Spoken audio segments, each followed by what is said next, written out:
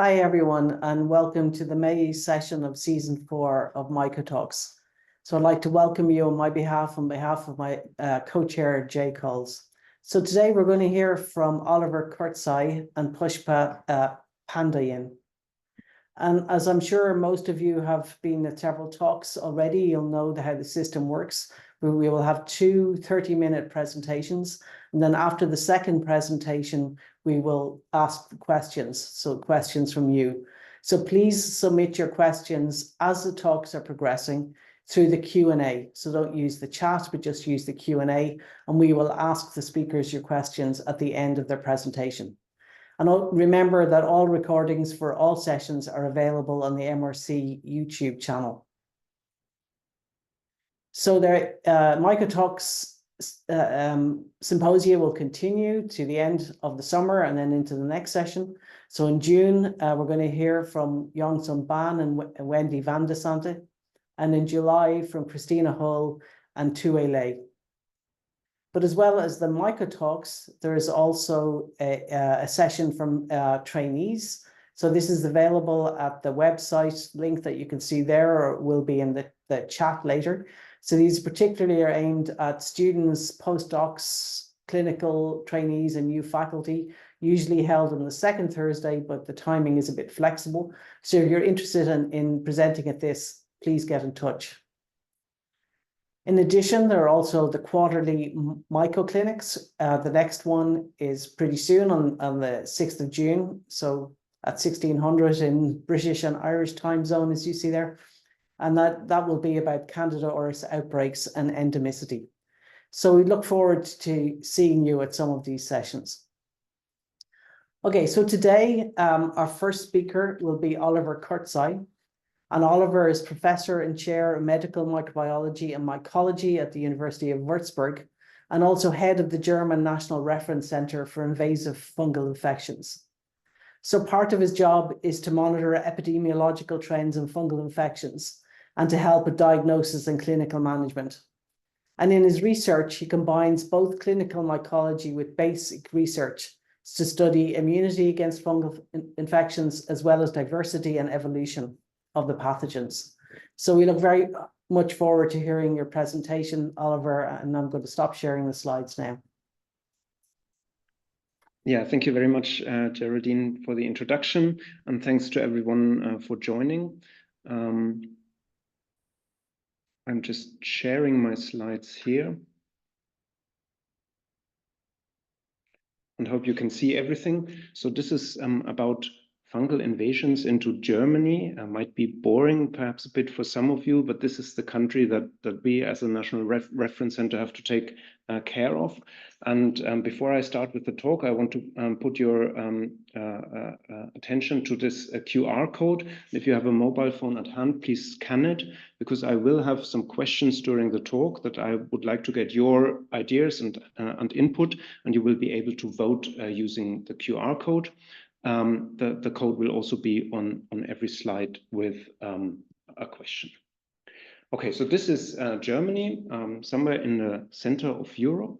And before I start with the fungal invasions, so basically fungal infections that are new or invading or emerging, I would like to have a brief view on what we actually know about fungal infections in our country.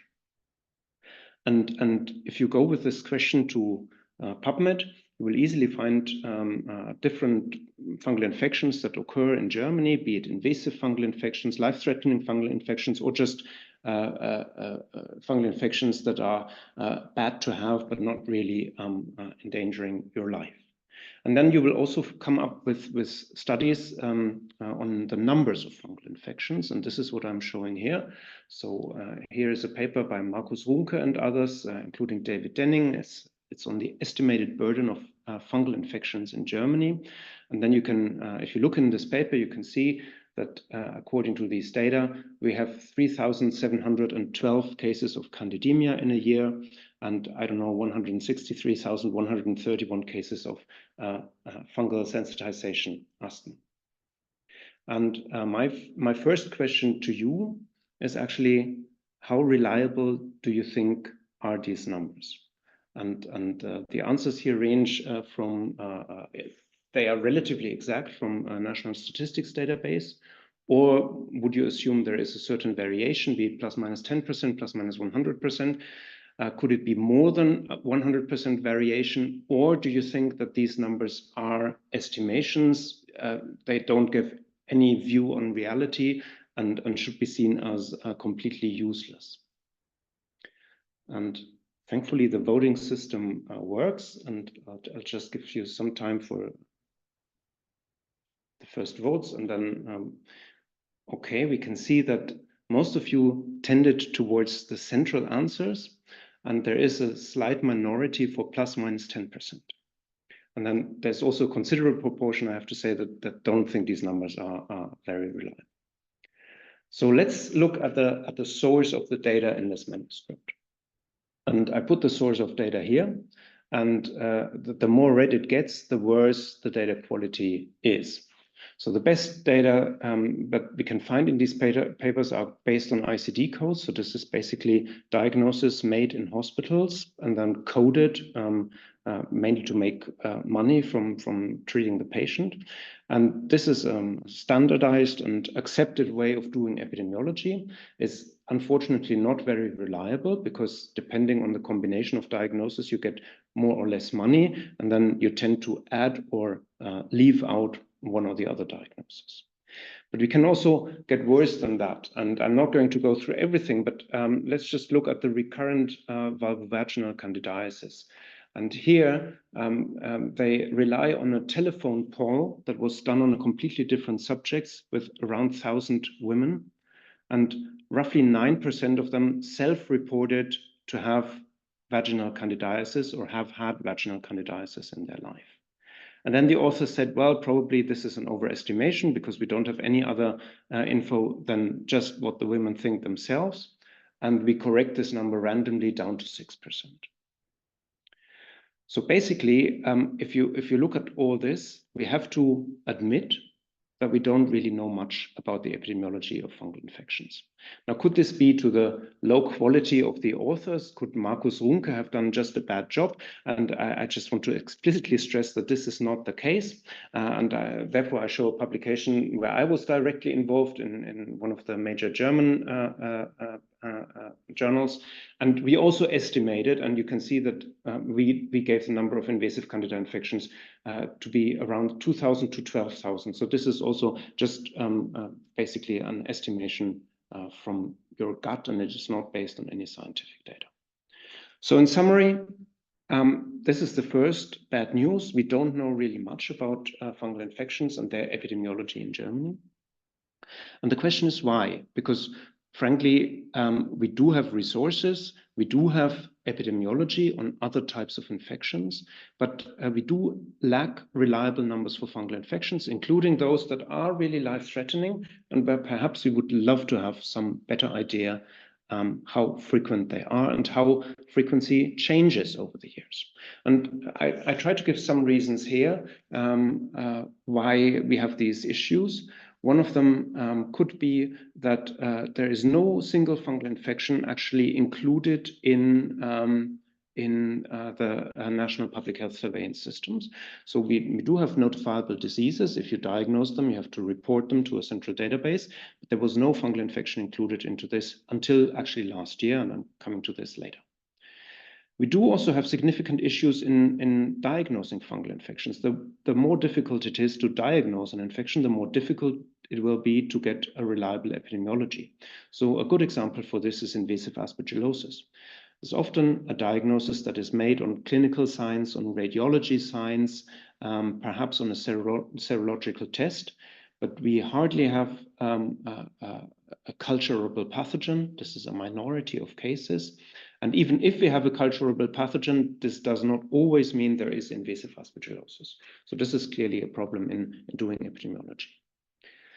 We do have psychological burdens, like many medical doctors or public health people not considering fungal infections relevant, or even if they think they might be relevant, they don't consider them to be dynamically changing. So why should we monitor something that is basically in a steady state and doesn't change at all?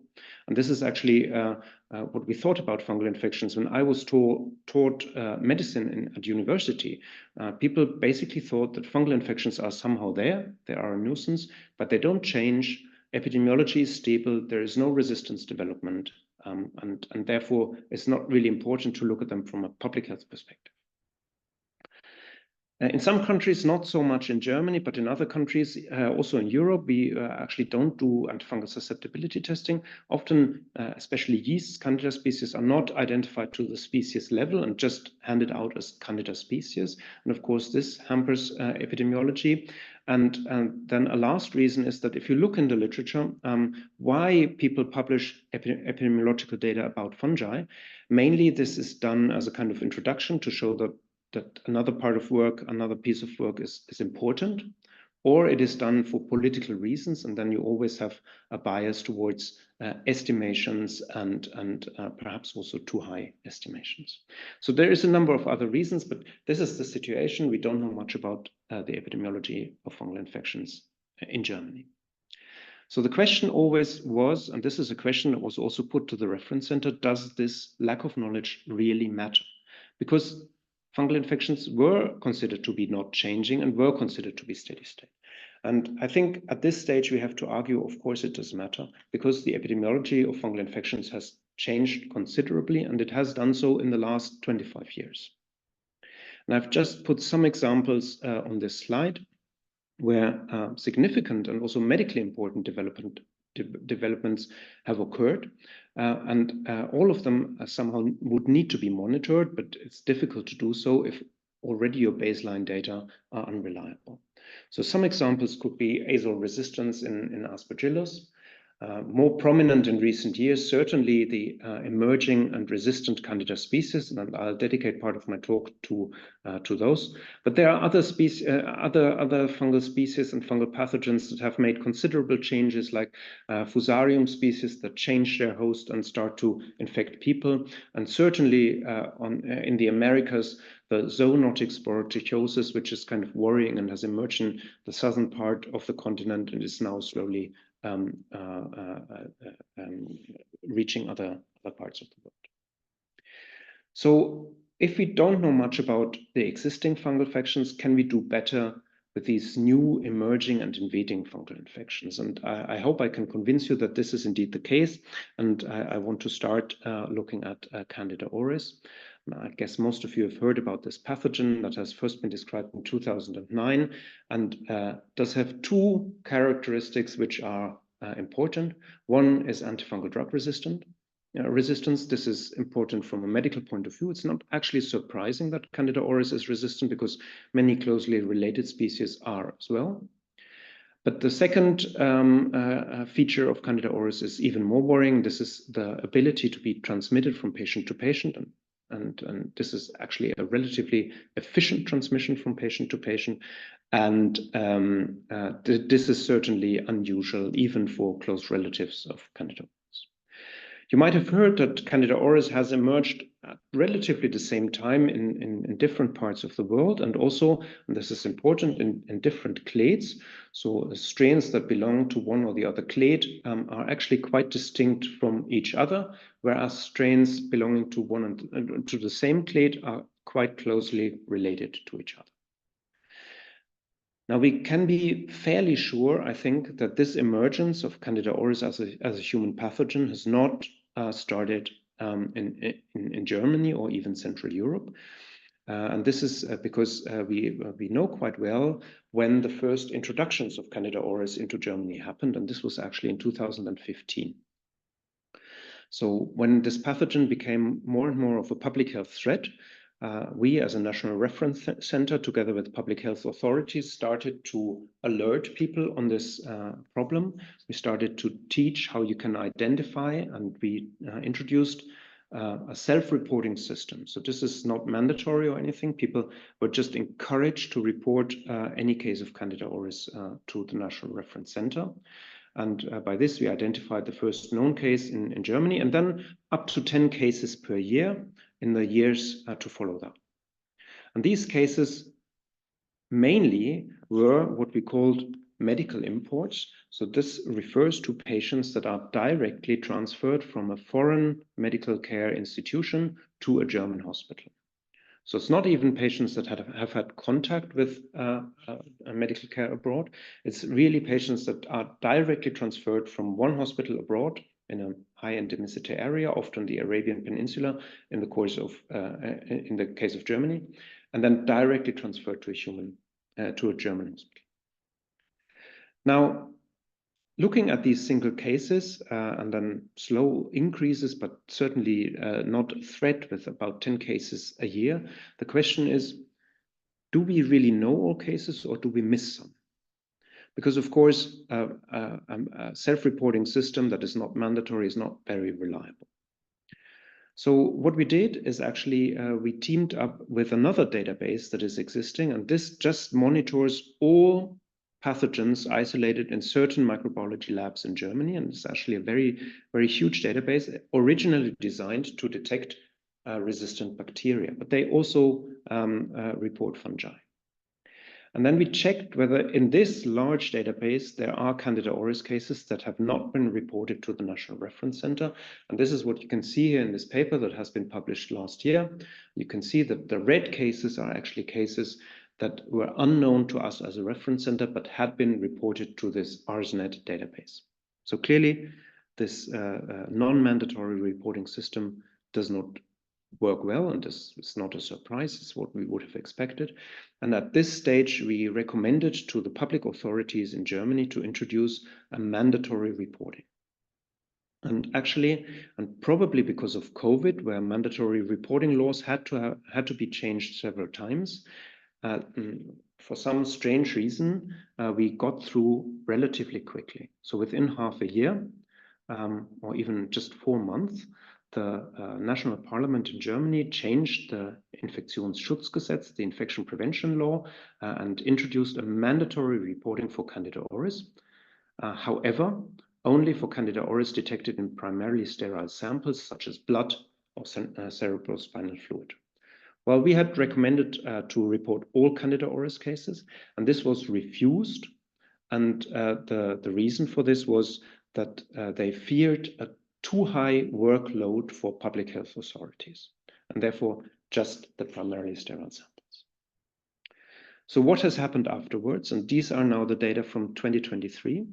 And in 2023, we had 77 cases of Candida auris in Germany, and this now includes all cases reported to the reference center, but also those now recorded in the mandatory reporting system. So a massive increase compared to the years before. Roughly 6 times as many as in 2022. And here's my question for you. What is the explanation for this increase? Would you say it's just more cases of Candida auris in 2023 than in the year before? Or do you think this is better explained by one exceptional event, which has a lot of cases and then creates kind of an outlier, and the baseline number of cases is not actually changing? Do you think the best explanation is increased awareness and reporting due to the new legal situation? Would you assume that both, that all of them, A to C, have their share, or do you think we will actually never know? And this is an important question, because this is always asked to you when you try to publish this data. You've changed something, something very important actually. You introduced a mandatory reporting system. And now the question is, what impact does it have on your case numbers? Do they explode, or do they just explode because there is more? So most of you think this is basically due to increased awareness, and some think it could be also due to more cases or one exceptional event. And only few think we will never know. And actually no one voted for more cases. And this is interesting, but we can check. And here are the data. And first of all, I show in this graph here, this is the number of cases reported because of the mandatory reporting system. So it's actually 7 cases, 7 of 77. So increased reporting because of mandatory reporting events actually is not likely explaining this high number of cases. It could still be increased awareness, but actually because this mandatory reporting is more or less automated in the laboratories, I actually don't think that this is a really good hypothesis. So what about the single event? Here we come closer to an explanation, and there is certainly one single event, which is marked red here in this case. This is a single outbreak at one hospital, and this accounts for more than half of the cases in 2023. So clearly, one exceptional event has had a major impact here. And actually, this is the largest outbreak we've had so far in Germany, with now 40-something cases, still ongoing, unfortunately, as I fear. And certainly has to be considered kind of a watershed event, because these large-scale outbreaks also bring Candida auris outside of the hospital to a potential, what we call endemic spreading, and then it gets even more difficult to control. Despite this, we remain with over 40 single cases not linked to each other and not reported in a mandatory system. So we clearly think that the number of cases is actually increasing, and this fits the data that we also see from other European countries. Now, this is the current state of import of Candida auris into Germany, and this is really an invading species, if you want, because we've never had it in Germany before 2015, and we tried our best to check retrospective stock collections and databases. So as you can see, we've now not only clade 1 isolates, those caused this large outbreak, but also isolates from clade 2, 3, 5, and 4. But clade 1 is certainly the most important. And we do assume that last year we had a significant increase in case numbers, and we've also seen the first large-scale outbreak.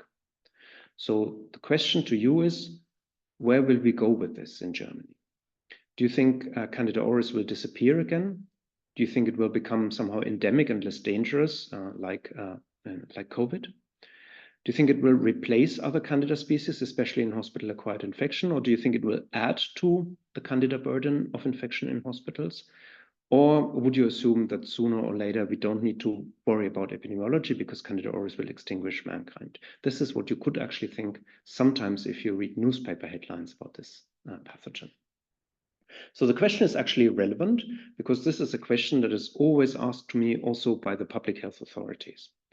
And most of you assume that Candida auris will actually add to the Candida burden of infections in hospitals, and some think it will become endemic and less dangerous, and others think it might replace Candida.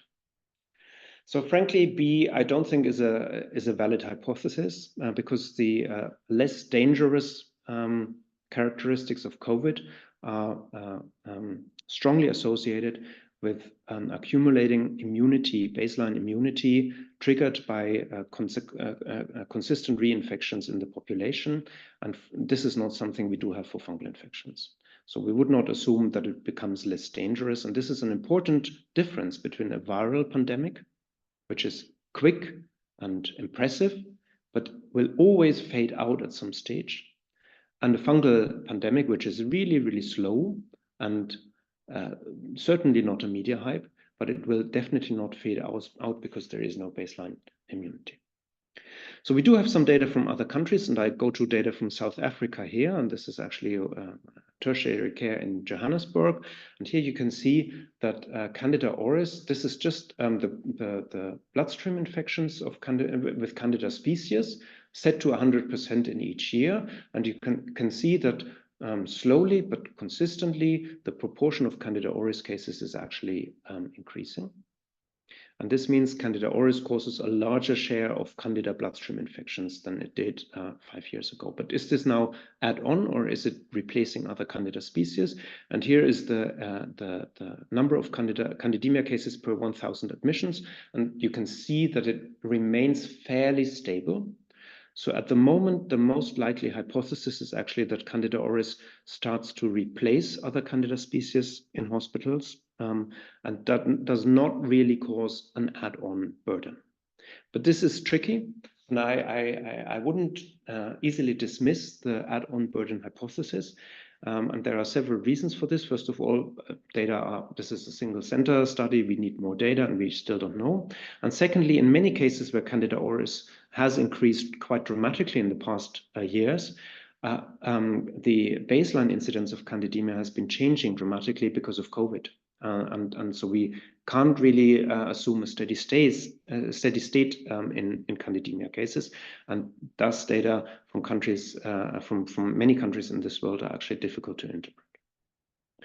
So what about under other Candida species? And I'm showing an example of another Candida species here, and this is Candida parapsilosis. So this is certainly not a new species. We've known Candida parapsilosis for years, but when I learned about medical mycology, Candida parapsilosis was a species associated with pediatric infection and often associated with intravenous catheters.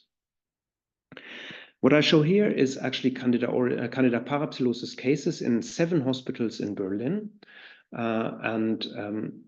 You can see here that this is over many years and in many hospitals, and this is not all Candida parapsilosis.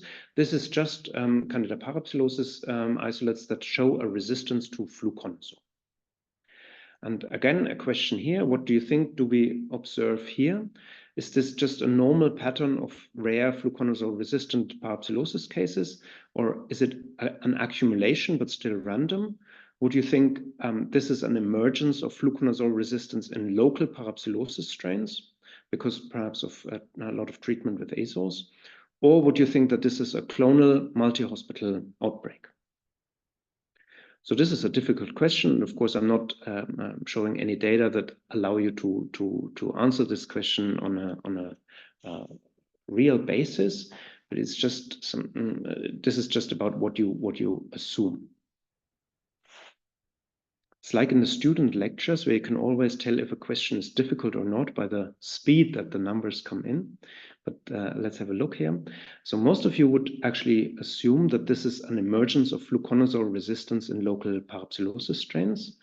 And some would also say it's random, and there is a minority of 17% that assume that this is actually a clonal multi-hospital outbreak. So perhaps we would have never known, if not for several people that have looked at these strains and really checked.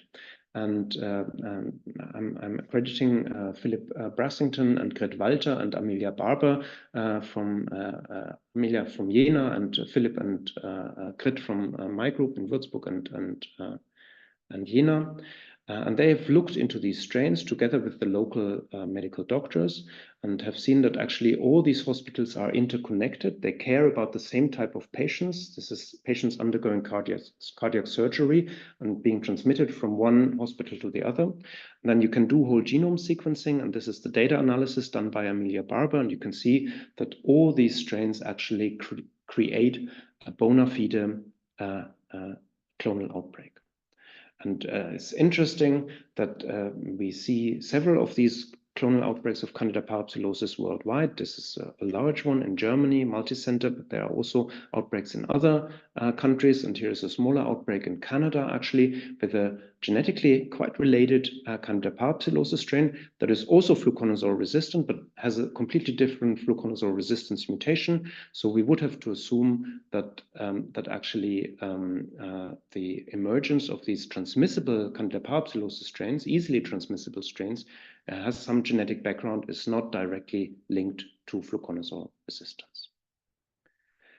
Right. So this was Candida, emerging Candida species, and now, of course, there are other fungal pathogens, and I've mentioned them before. Which of them would you think are most dynamic or most important in Germany? Where should we spend the few resources that we have as a national reference center? Is it more on azole-resistant aspergillosis? Do you think we should check for sporotrichosis?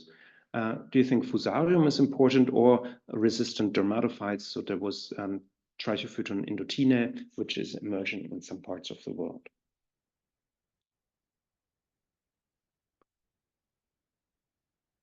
So most of you vote for Aspergillus.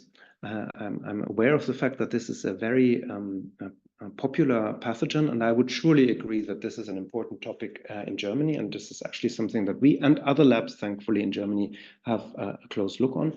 But in the last few minutes, I want to look at a more or less neglected pathogen, and this is Fusarium. And I think this is certainly one of the major threats in the fungal kingdom. And the diseases that we see caused by Fusarium are mainly infections of the eye, a severe fungal keratitis, as you can see here. So you can see that the cornea, which is normally translucent, and you can see the eye is invaded by inflammatory material. There is also a lot of fungal pathogens. Some ophthalmologists tell me you can even see single hyphae at the edge of these lesions. You can see pus in the anterior chamber of the eye. So this is these satellite lesions create a typical view of a fungal keratitis. And this is a disease that in Germany is solely associated with one risk factor, and this is the use of soft contact lenses. So soft contact lenses are really, really popular, and even more popular in female people than in male people. This is what I've learned. And therefore, this disease affects in a majority of cases female patients.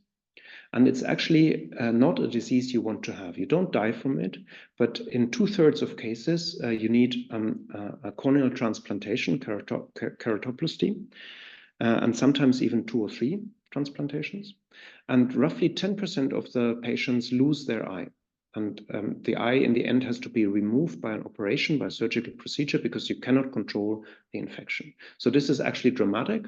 And beware that we talk here about a fungal infection that does occur in completely healthy people. The only risk factor is soft contact lens use. So it's not that these people have a neutropenia or a massive immunodeficiency. Now, the fungal keratitis disease is actually known from other parts in the world. And whereas in Germany and in Europe, it's associated with the use of soft contact lenses, in other parts of the world, for example, in Southeast Asia, it's a seasonal disease occurring in people that work in the fields in harvesting. And the main risk factor here, these people don't wear contact lenses, is actually a trauma in the eye with plant material. And therefore, these patients are in a vast proportion male. So here, female patients, contact lenses, male patients, plant injury in the eye. So how can it be that we have the same disease in these completely different patient cohorts?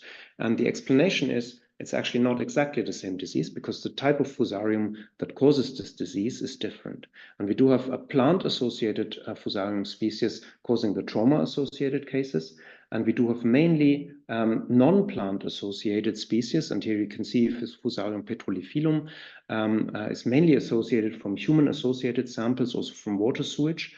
So here we have a pathogen that shifts host from plants to environments that are close to humans. And there are many more examples in Fusarium, which is a true transkingdom pathogen. And this is certainly something we have to be aware of. Now, I've tried to look into several of these infections, and there is more to say. And I think we do have a changing world of fungal pathogens. We have novel and emerging pathogens. We have drug resistance. I didn't talk so much about this. We do have hospital transmission of fungal infections, which was unusual some years ago. We do have new patient cohorts. I also didn't talk about this, and therefore I'm very happy that slowly but consistently politics is realizing that we also need to worry about fungal infections, and this is also about the WHO.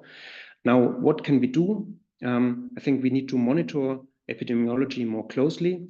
Of course, we need new drugs, new targets, a rational use of antifungals. I also think that we should think more One Health. The Fusarium example is one argument for this, but there are other fungi introduced into Germany that don't cause disease, and they also are globally expanding. And I think we need to communicate this risk, but we should communicate it wisely and not in a state of alarmism. I hope that the reference center is actually helpful in this, and I would also like to dedicate this talk to a 10 years anniversary of our National Reference Center. It was in 2014 when we were first appointed, and now it's, I think, a considerable number of samples. And one of the ideas of this reference center is to monitor fungal infections in Germany. So in the end, let me thank everyone who contributed to this work, the team at the National Reference Center, then the people who contributed to Candida auris, especially Max and Ronny. The Candida parapsilosis project was led by Amelia, together with Grit Walter. Amelia Barber has her own group in Jena since some years, and there are a lot of collaborators in the Fusarium project. Thank you very much for your attention.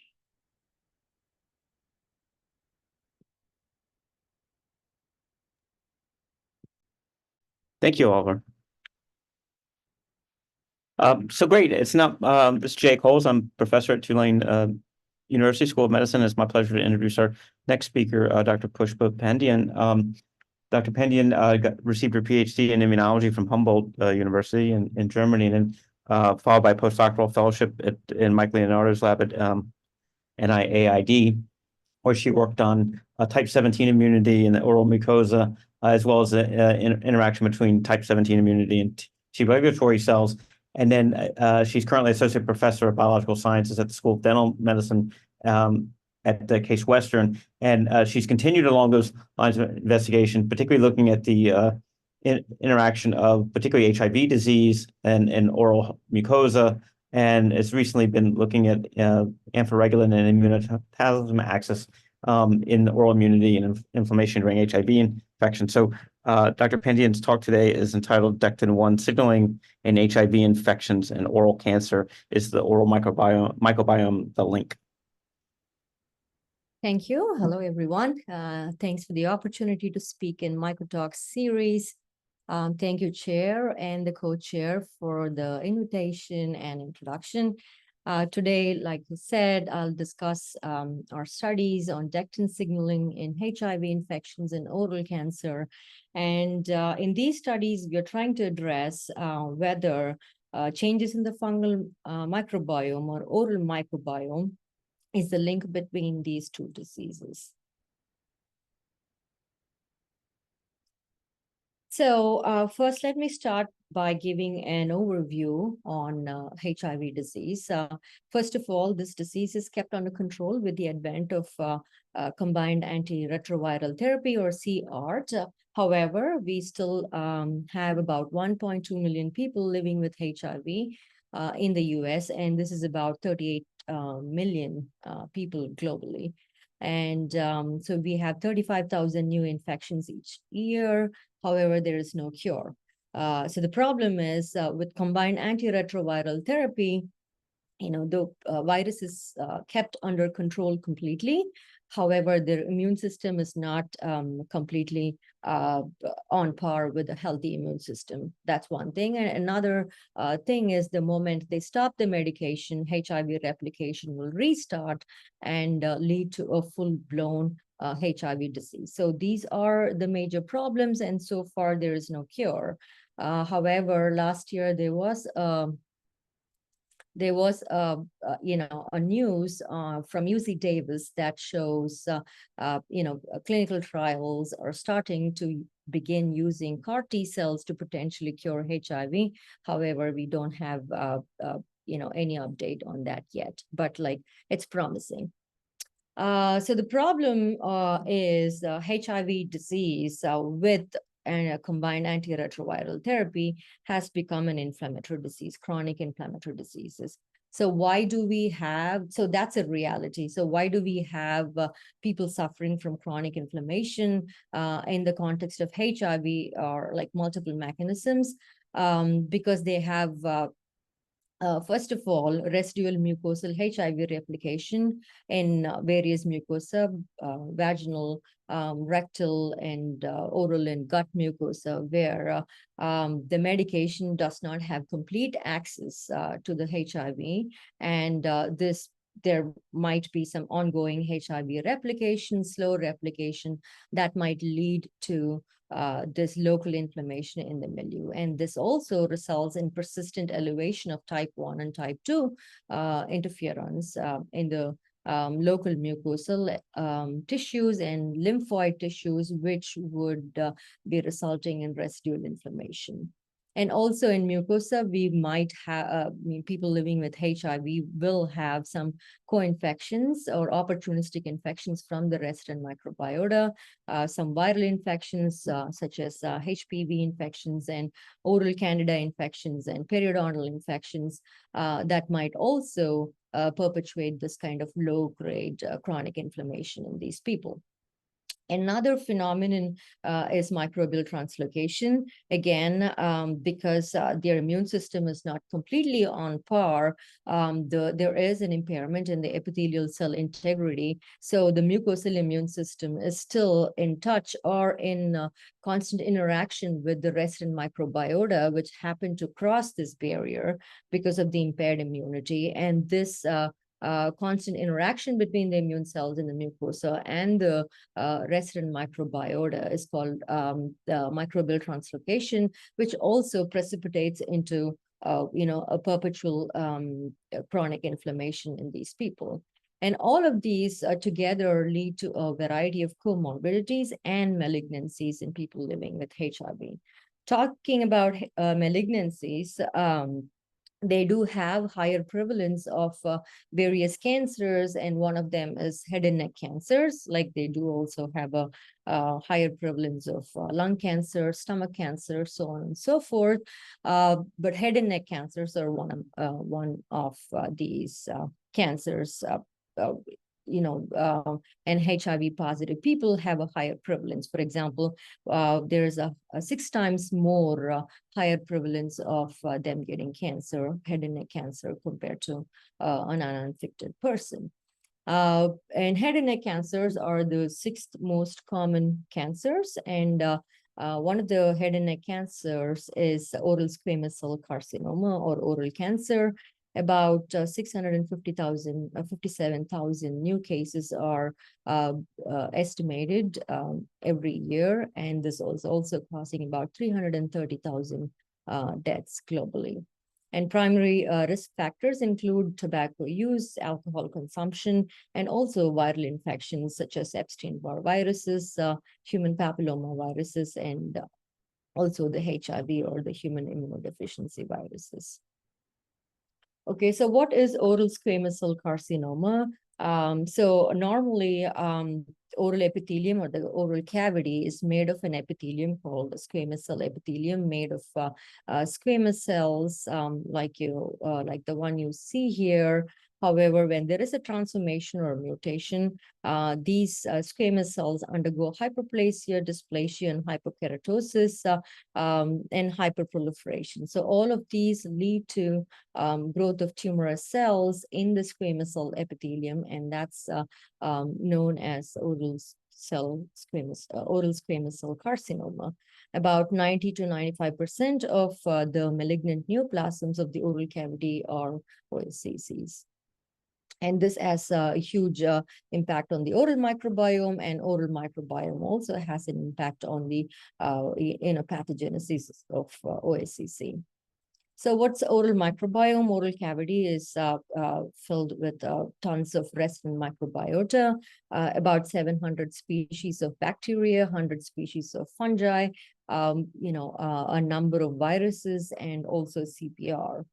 So all of these are in a perfect micro ecosystem. They are in perfect balance, interacting with each other, maintaining a balanced micro ecosystem. And all of these microbes are in perfect harmony with the epithelial cell immune cells in the oral mucosa and other mucosa. So, this balance, when there is a disruption in these balance, due to external factors or genetics or environment or infections that I just mentioned, this can lead to microbial dysbiosis and also oral infections and malignancies.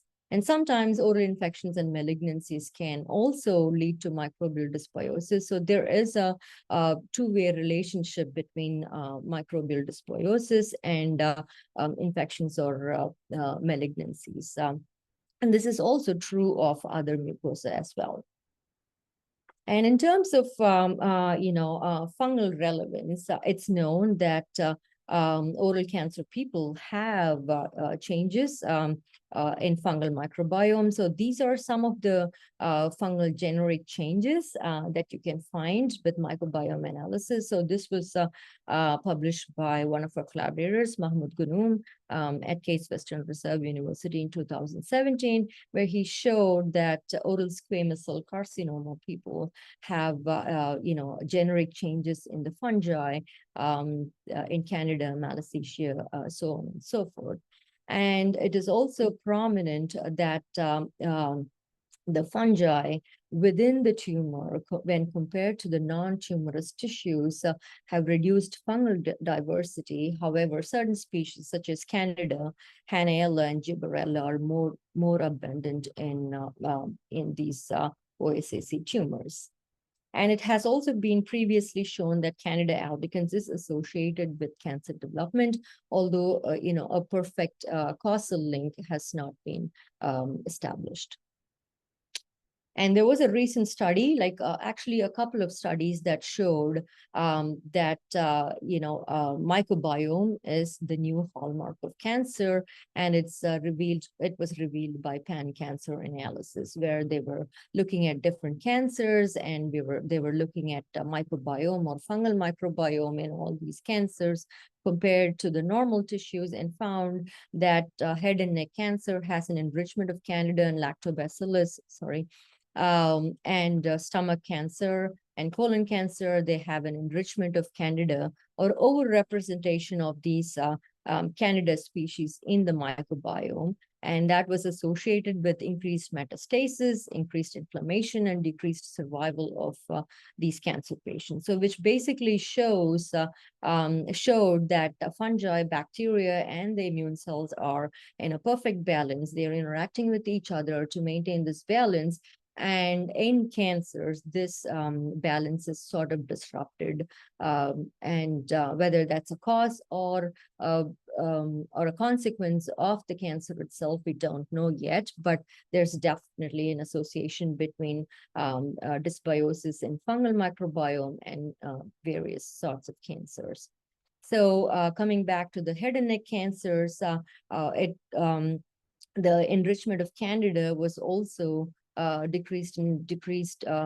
was also associated with decreased cell adhesion and changes in certain immune genes and cytokines. So if you look at the HNC or head and neck cancers, it's one of the most highly enriched with a lot of immune cell infiltrates. Okay, so it is the most highly immune cell infiltrated cancer types. As you can see, a tumor, oral squamous cell carcinoma here, is filled with a lot of B cells, CD4 T cells, CD8 T cells, and macrophages and neutrophils. However, and it is also known that a lot of pro-inflammatory events are preceding the onset of tumors or cancers in head and neck cancers. However, there is also a distal immune suppression loop going on, which leads to the recruitment of a lot of regulatory cells or immune suppressive cells. So what do these immune suppressive cells do? They actually block the immune reactions against tumors, which is making the environment very conducive for the tumor cells to grow and escape the immune system. Okay. For example, one such cells are FOXP3 positive regulatory T cells. These are CD4 T cells. And in oral cancers, about 30 to 45% of the CD4 T cells in solid tumors are Tregs, which means that there is a strong immunosuppressive milieu that's preventing an immune response to these growing tumors. Okay, and there are also a lot of other anti-inflammatory cytokines or immunomodulatory cytokines being produced by local cells, immunosuppressive cells, and tumor cells themselves. For example, IL-4, IL-10, arginase 1, TGF-beta, and reactive oxygen species. All of these can actually enhance this immunosuppressive environment so that that will lead to tumor cell progression. Okay, so oral cancers are very have a very characteristic inflammatory environment and immunosuppressive environment. Both of them are congenial for the growth of the tumors and the prevention of the immune reactions. Okay. And FOXP3 Tregs, they have been known for a very long time in terms of how they block autoimmunity by preventing self-antigen specific T cells, but when we do find infiltration of these cells in the tumors, that's actually bad for the immune system, and that will promote the tumor cells. They are also known to hinder the success of anti-PD-1 cancer therapy. So have become recently an important candidates for therapeutic approaches to study and to delineate how they are doing this immunosuppression in these immunosuppressive milieu and tumor environment. Okay, so we've been studying regulatory T cells in the context of Candida infections, various other chronic infections such as HIV infection, and even oral cancer, to sort of figure out like how dysbiosis is affecting them, how chronic inflammatory cytokines are affecting them and their functions, their recruitment, and the survival. So in this particular study that I'm going to discuss, we are going to discuss the role of Candida albicans in immunosuppression, or how Candida albicans is affecting regulatory T cells and oral cancer. So for that, we're using two models. The first model is a mouse model where we are using 4-nitroquinoline 1-oxide oral carcinogenesis model. And this 4-NQO is sort of is a smoking mimic chemical, which can be given in drinking water for about 24 weeks. And we can monitor the growth of tumors at the end of 24 weeks. So we have two phases: early phase, about 16 weeks, where we can look at several phases of oral tumor cell development, such as dysplasia and hyperplasia and hypokeratosis, and terminal phases towards 24 weeks, where we can look at the growth of the tumors and the formation of oral squamous cell carcinoma nests, so on and so forth. So the second model is also studying the immune cells in human oral tumors that were isolated or that were derived from resection surgeries from human patients. So what did we learn from these models? So I'm going to summarize some of the salient results that we found in these studies before going into the actual effect of Candida albicans in this model. So on the left, you're seeing a controlled biopsy, which is like a normal gingival biopsy with an intact epithelium, as you see here. And in the lower left, we do see a resected tumor from a patient where there is a huge growth of OSCC nests. Like there are several tumors within this oral cavity, within the tumor.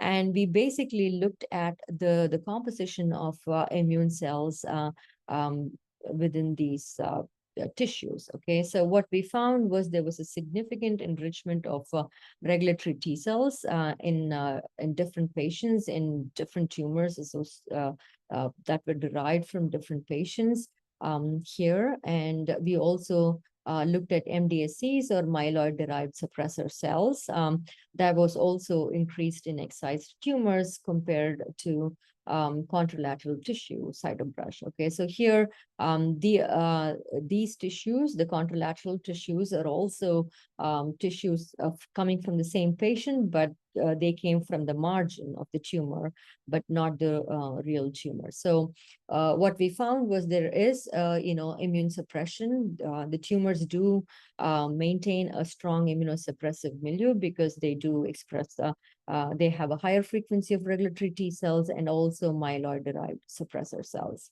Okay, and we also found that these immunosuppressive cells were enriched in 4-NQO treated mice that also succumbed to tumors around 24 weeks.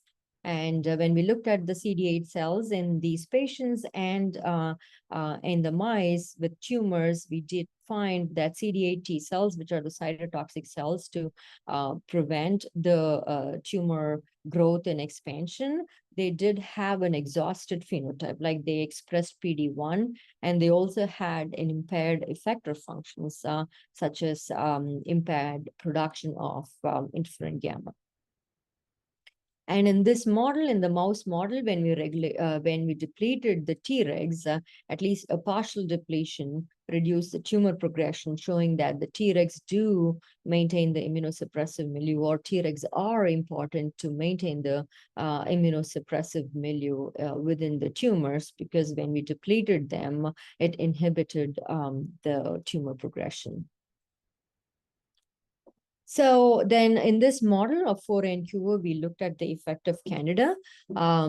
So we gave Candida infections, or we infected the mice in the first few weeks. For example, if you look at it here, so in the first 5 weeks, we also infected the mice with Candida along with 4NQ in some animals, or we just gave some animals just Candida infection, and we looked at the effect in different groups. Okay, so here we are looking at tongue sagittal sections, H&E.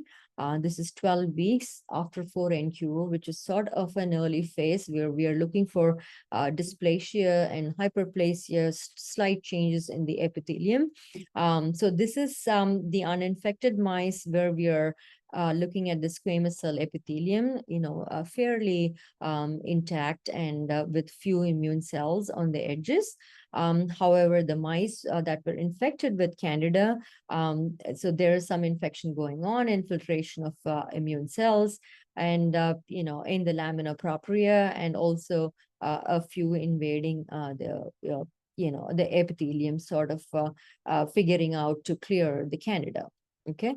However, in the lower panel, you can see that the mice that were treated with 4NQO, there is, slightly more changes in the epithelium, showing that, the epithelial cells are changing. There's some minor dysplasia going on. This is only 12 weeks, mind you. However, when we had mice with Candida and 4NQO, I'm not seeing my slide anymore here. Sorry. Okay, so when we, the mice that had both Candida and 4NQ, you can see huge levels of dysplasia and hyperkeratosis, where the epithelial cells are trying to invade the lamina propria, and there is also infiltration of a lot of immune cells. So these show that, the dysplasia and hyperplasia and hyperkeratosis are sort of accelerated when you have Candida. And in the end, these mice also had more OSCC tumors. So the top three, so we are looking at different parameters in this disease model at early time points, 12 weeks, and late time point, 20 weeks after 4NQO. At 12 weeks, you're looking at the, dysplasia, hyperplasia score. You can see the one with Candida and 4NQO had higher dysplasia, hyperplasia score. And also, we could also mimic that with zymosan, which is both a TLR2 and Dectin-1 ligand, which also accelerated the dysplasia and hyperplasia score. Not only that, it also increased the frequency of regulatory T cells during early time point, and also increased the frequency of IL-1 beta producing cells at 12 weeks. Okay, so both Candida and zymosan. And if you look at the OSCC score, the formation of nests and the size of the tumors, and the number of tumors present within the tongue, we also found that the mice with Candida had better or more score, higher score compared to the ones that only received 4NQO, which is a carcinogen, carcinogen alone. Okay, all these are showing that Candida can accelerate dysplasia, hyperplasia, and also enhance the immunosuppressive milieu to sort of enhance the growth of oral cancers in mice. Okay, and so the last panel, if you look at it, we also did the same experiments with TLR2 knockout mice, because initially our hypothesis was TLR2 might be playing a role in these cancers. So these are TLR2 knockout. And then with Candida, we found even TLR2 knockout mice had higher IL-1 beta, higher Tregs, and higher dysplasia score, showing that TLR2 is not probably involved in this acceleration of tumor development in these mice. So we looked at the other ligand that fungi react with, the dectin, or the receptor that fungi react with, the Dectin-1 receptor. So Dectin-1 is the sensor for fungi. It actually senses the beta-glucans and alpha-mannans on the cell wall of the fungi. It's this Dectin-1 along with TLR2 is present on a lot of monocytes, macrophages, and even epithelial cells. And once they sense the fungi, they get activated. The activation is mediated by phosphorylation of SYK molecule, which results in NF-kappa B activation and IL-1 beta and ROS activation downstream of Dectin-1 activation. Okay, so basically Dectin-1 is the other sensor for fungi. So we wanted to see if Dectin has any role to play with in terms of OSCC development. Okay, so we went back to the tumor tissues that were coming from the patients. And on the left, we have the control, the marginal control that I was talking about. So basically, this marginal control is about little far away from the tumor margin, like 2 centimeters, and that serves as a control from the same patient. And on the right, we have human OSCC tumors themselves, and we can find that intratumorally within these OSCC nests or tumors, you can find a lot of cells being positive for all the brown signals that you're looking at, or the positive Dectin positive cells. And if you have a closer look at it, you can see that there is a lot of immune cell infiltration within the tumors, and the tumors themselves are expressing a lot of Dectin, implying that this could have an important role in OSCC. So we went back to the mouse model again, and we looked at the Dectin expression in immune cells. These are gated on CD45 positive cells. These are coming from the tumors, from the tongues of the mice, and we're looking at Dectin-1 on the y-axis and phosphorylation of SYK on the x-axis, and with and without 4NQO, we can find that 4NQO is actually enhancing the SYK phosphorylation in these mice in the tumors. Okay, so this is looking at different mice where we can see that Dectin-1 geomean is also increased in these mice that are treated with 4NQO. Okay, so then our next question was how Dectin-1 plays a role in OSCC development. So we were looking at different parameters, the PD-1 expression, which is a measure of exhaustion of CD8 cells, interferon gamma expression, which is a measure of effector functions in CD8 cells, and MDSCs.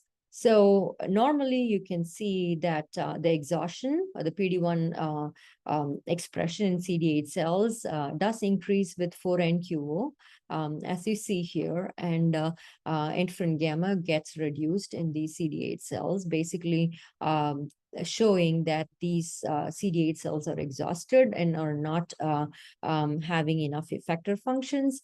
And at the same time, we are also seeing an increase in the MDSCs within the tumors in the tongue. Okay, and these blue data points show the same thing with Dectin. And as we see here, with 4-NQO, the increase in the PD-1 is significantly reduced compared to the wild type. Again, the interferon gamma reduction was also increased, reversed when there was a Dectin deficiency in these mice. Again, myeloid-derived suppressor cells also decreased within the tumors in an environment where there is no Dectin is present. Okay, so that basically shows that Dectin can reverse some of the immune suppressive phenotype and restore some of the effector functions in CD8 cells. Okay, and this is looking at Treg CD8 ratio in wild type mice that was treated with 4-NQO. You can see that the Treg CD8 ratio increases. However, with Dectin deficiency, the increase is completely abrogated, showing that Dectin plays an important role in either induction of Tregs in situ or recruitment of Tregs to the site of tumors. So we don't know that, but definitely there is a decrease in regulatory T cells in the absence of Dectin. And this also correlated with reduced, oral cancers. So this is again looking at the size of the nest, the size of the tumors, and the number of tumors within the tongues. We can see that in the absence of Dectin, there was a significant reduction in the OSCC score in these mice. So all these put together show that Dectin-1 plays an important role in immunosuppression and also in the development of oral cancers. So our hypothesis at that time was maybe, with 4-NQO or any carcinogen, there is fungal dysbiosis or fungal abundance. And when we treat these mice with fluconazole to deplete the microbiome in these mice, that might have an effect on the development of tumors. So here we are looking at IL-1 beta expression because we think IL-1 beta induction is an important result of Dectin-1 activation. And this is looking at the tongue. This is vehicle control where you can see a few IL-1 beta positive cells in the tongue. Again, this is epithelium with tongue papillae on the left. Okay. However, these are the tumors themselves in the tongue. In 4-NQO, you can see a huge upregulation of IL-1 beta and within the tumors. Even with fluconazole, we did find the tumor still developed, and the mice were able to make lots of IL-1 beta at the end of 24 weeks after 4-NQO. This was sort of a preliminary experiment because, and we did not do the time kinetics. So we don't know whether microbiome depletion is delaying the tumor initiation or changing the, dysplasia kinetics or hyperplasia kinetics or hyperkeratosis kinetics at the early phases. We don't know that. That's yet to be done. But at the moment, it looks like at the end of the day, even in the absence of microbiome, they still get the tumors, but we still have to look at the other parameters like whether microbiome depletion is affecting tumor initiation and progression in the early phases, or whether they're regulating intratumoral Tregs or MDSCs or modulate Dectin activation and inflammatory events that precede tumor growth. Okay, so that might be, these are important experiments that's in progress and that we are planning to do. And the most important thing that I've not talked about is in this study is only in aged mice, we could see that there was fungal abundance that increased with 4-NQO, not in young mice. and they also had higher levels of Tregs, higher levels of MDSCs, and they succumbed to tumors much earlier than younger mice. Okay, so that makes a lot of sense because about 70% of the oral cancer patients are aged. So it has definitely something to do with the aged immune system. So we have to do the same experiment with aged mice to see whether microbiome depletion is having an effect in aged mice. Okay, so that's something that we are planning to do.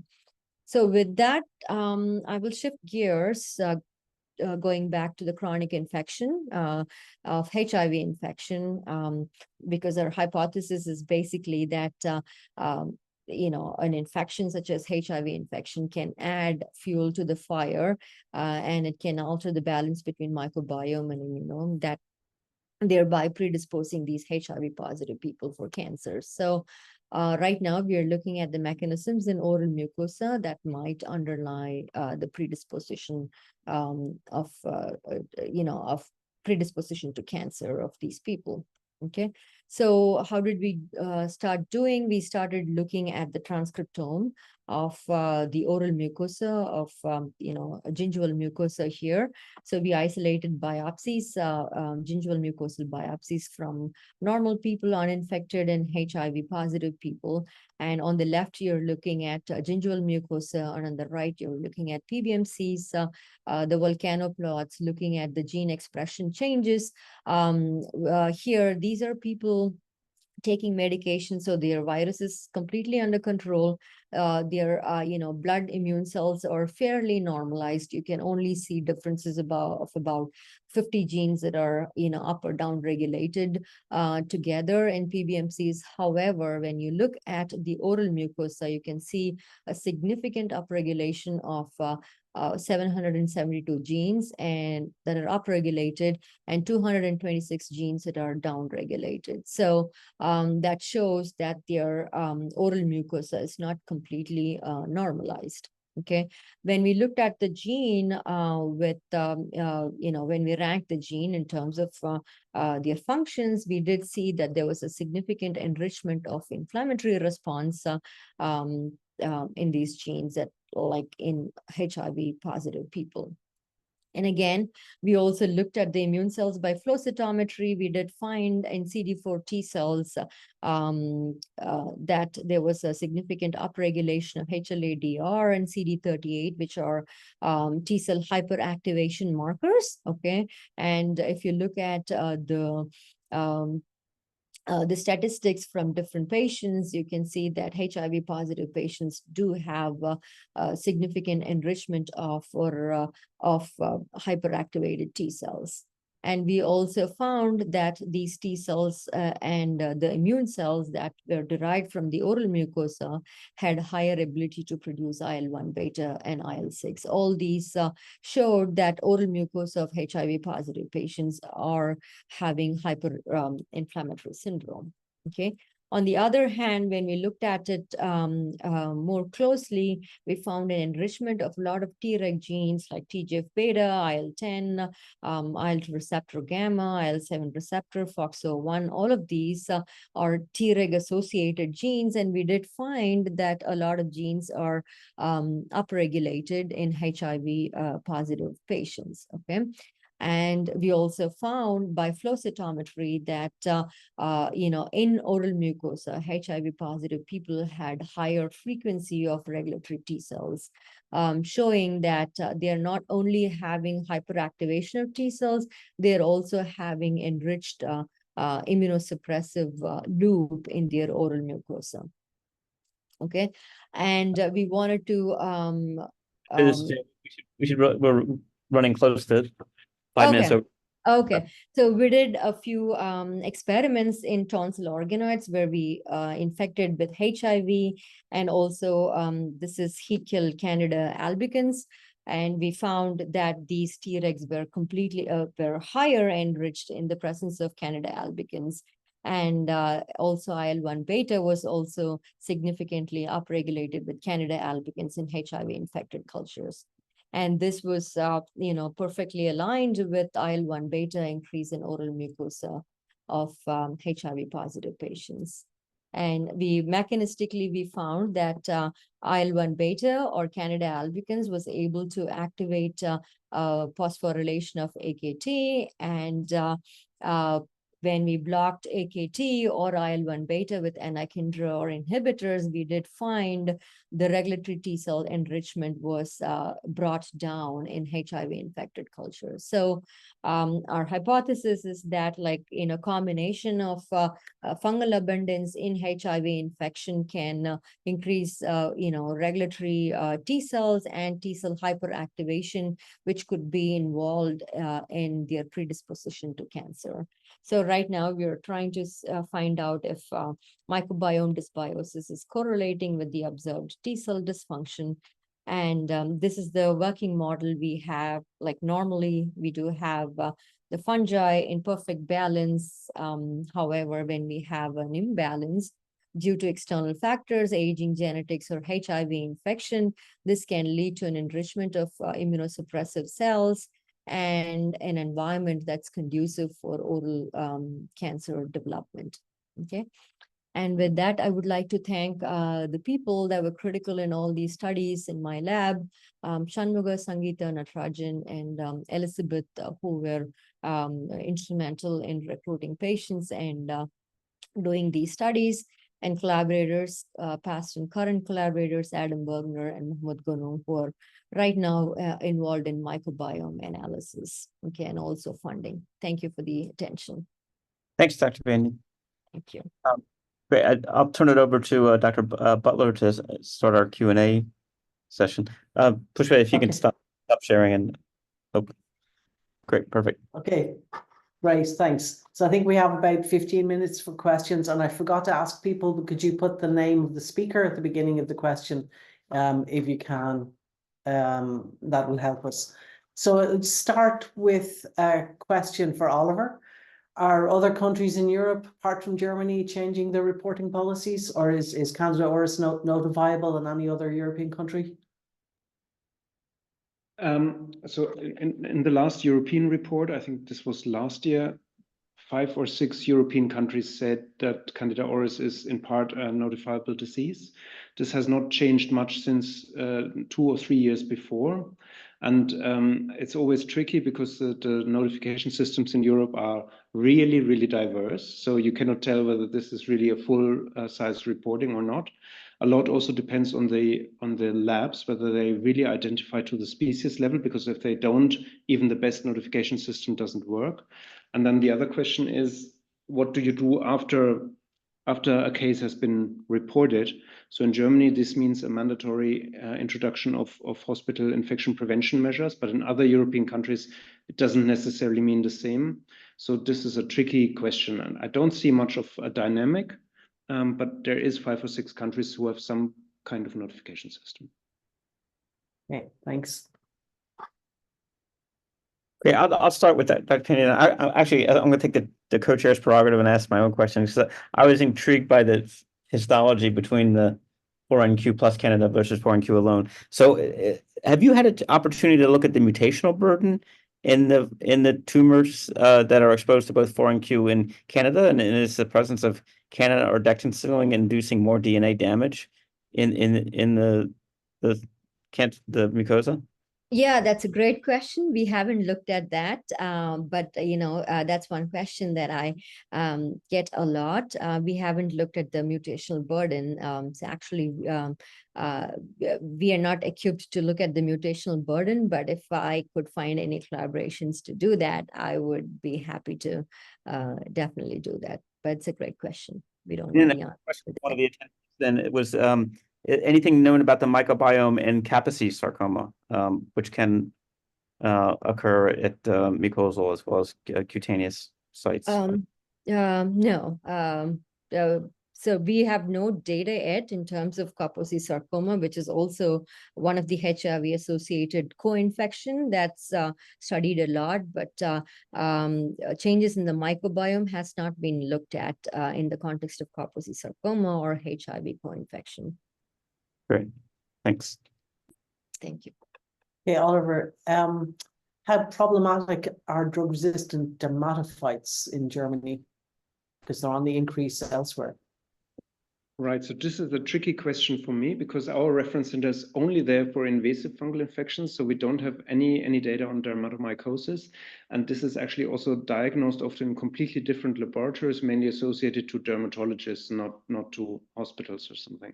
I know that there are reports about resistant dermatophytes, the classical Indotine phenotype with the terbinafine resistance, but there are also strange trichophyton strains with a azole resistance, itraconazole resistance, and these case reports have certainly increased in recent years. Whether this reflects an increase in the overall number of resistance, I'm not sure.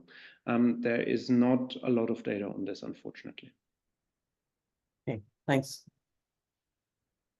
Can I Great. ask a question to Oliver? Because I'm not able to type in my question in Q&A. Sorry. So does COVID or post-COVID changes in the hospitals have anything to do with the Candida auris infections? So on a global scale, I would definitely say the answer is yes. And this is especially true for areas of the world where the health system has been completely overwhelmed by COVID patients. Yeah, then hygiene measures go down, and this can lead to an increase in candidemia cases or candida transmission cases. And this is certainly something that has driven the increased speed of the Candida auris dispersal in the recent years. In Germany, this has had less of an impact, and we've only, I think, 2 cases of Candida auris occurred in COVID patients. But of course, the number of invasions into Germany have increased because of this. For post-COVID, I don't see a link, especially because the post-COVID is still a very undefined and difficult medical condition. Okay, thank you. Okay, and there's a question from Georgina Beckley about for Pushpa about the higher fungal microbiomes. Is that a diagnosis or also seen after treatment where the patient has maybe irradiation or other chemotherapy-induced neutropenia? Is there a higher fungal burden in at the time of diagnosis, but also during the course of treatment for the disease? Yeah, so that's one thing that we are trying to study and also develop that into a diagnostic marker. I have heard from clinicians that after radiation, the fungal burden goes up. People complain about some infections, definitely oral candida infections, but we don't have any studies correlating those changes with immune cell changes or or oral cancer predisposition. Yeah, that's a good question, but that's something that we are also looking into. Great, thank you. Okay, just remind people we still have a few minutes, so if you want to add your questions. So for Oliver, it's a difficult question, but has climate change already impacted fungal epidemiology in Germany or Europe, or do you think it will?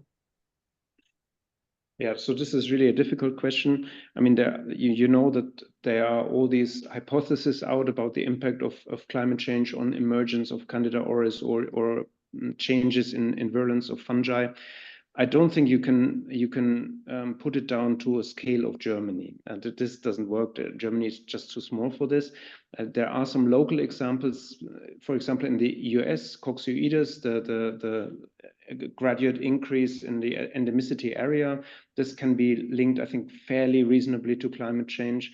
I think this is more a global impact, and I certainly assume that climate change is a relevant driver for changes in fungal epidemiology worldwide. And this is because human fungal pathogens, unlike human bacterial pathogens or viruses, are not mainly zoonotic.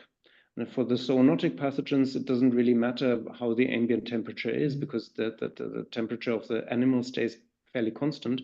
But for pathogens like fungi that come from the environment, the climate change will have a much more dramatic impact on their biology And I think this is why we need to have a special view on fungal pathogens, but more on a global scale than on a national scale. Thanks.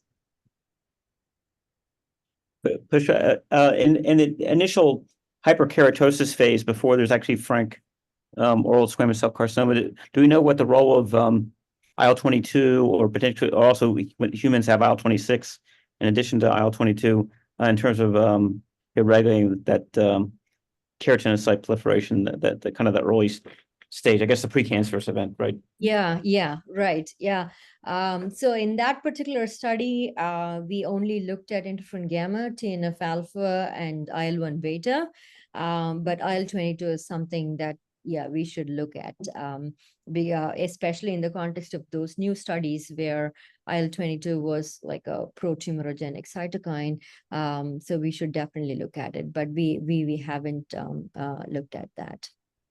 Yeah, Th17, Candida infection, like, because these are all very related, looking at IL-22 might be very, very relevant. You're right.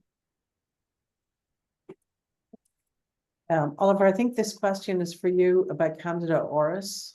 Is there a preference for body sites, or can it colonize or infect the vagina? Okay, so yeah, I mean, basically you can find it everywhere, but there is certainly a certain preference. The most important site in Germany is, funnily enough, urinary tract catheters. So this is a 100% hit in colonized patients. If they are catheterized in the urinary tract, you always find it there. And then I think some skin regions like the axilla, for example, but it has also been found in rectal swabs. We have had cases where transmission occurred via respiratory tract, quite unusual for this. So I wouldn't exclude any site. I'm not aware of vaginal infection due to Candida auris in Germany. But yeah, I wouldn't exclude it, definitely not. Okay. I think we have a few more questions for you. One, do fungal infections get reported only if they're invasive, or do you know about superficial infections? And do you see single species candidiasis or mixed species? Okay, so the only notifiable disease in Germany, fungal disease, is Candida auris isolation from sterile material. So there's nothing else. No, even cryptococcosis is not a notifiable disease in Germany. So it's not even that there is no superficial infection. It's really no fungal infection, just the one. And there are definitely superficial infections, but they are not reported. And there are also other infections that are not necessarily reported. So it's always a question whether you count a wound infection. Some people would say a wound swab is not a sterile material, so I don't need to report it. So there you have a gray area. And then with regard to mixed infections, this can definitely occur. We know it occurs in candidiasis. We've seen patients that have started with an albicans infection, and then they had an auris infection, and then they perhaps went back to albicans. But a real mixed infection at this stage, I don't remember one, but I wouldn't exclude it. I mean, the number of cases we had is just too low to make these conclusions. I think it can happen, but I haven't seen it. Okay. And Ted wants to know how good you're searching of the databases where your older collections. So how sure can you be that Candida auris was not around, or just that you didn't identify it? Right. So, I mean, these retrospective analysis, basically what they did is they looked at isolates that have a name from the close phylogenetic neighborhood, mainly Hemoloni or Pseudohemolonus, and then you check by molecular sequencing whether it really was auris or not. So I think it's fairly reliable, but of course, there remains a certain degree of uncertainty. The major point for me is that we still really don't know what the ecological niche of Candida auris was before it started to infect humans. And there must have been one, because a new species like Candida auris doesn't emerge in a week. And I think at the moment, this is a real problem, and we don't know. And this, as soon as we know this, we can perhaps have a better check of our past collections. Yeah. I think that I have one last question for Pushpa. okay. you didn't comment, but how does the tumor microenvironment affect the invasion of Candida in? Because because I think in normal Candida infection, work by Sarah Gaffney's lab and other labs, looks like the Candida is on the papilla surface, right? But Yeah. but the Dectin immunostaining looks like it's quite deep within the tumor where the inflammatory cells are. So is something about the tumor microenvironment allowing the Candida to be more invasive, and can you find Candida species deeper in the setting of a tumor microenvironment as opposed to a healthy mucosa? Yeah, so we looked at the tongue lysates in that particular experiment where we co-infected 4NQO mice with Candida. So there was significantly high fungal burden, and we also looked at the same thing with the PAS staining, looking at the some of the hyphae within the tumors. Like we did find some hyphae within the tumors, like sometimes even presence of PAS intracellularly also. So we think it is invading better when we have an environment that is exposed to carcinogens such as 4NQO. By the way, I learned this model from Sarah Gaffin when I was a postdoc. So yeah, it's the same model where we are infecting the mice sublingually. Great, thank you. Okay. I think we're right at time now. So just to thank both of the speakers, Oliver and Pushpa, and thank you to Jay. And thanks to everyone for listening, and we'll see you all again next month. Thank you. Bye. Bye. Bye. Bye.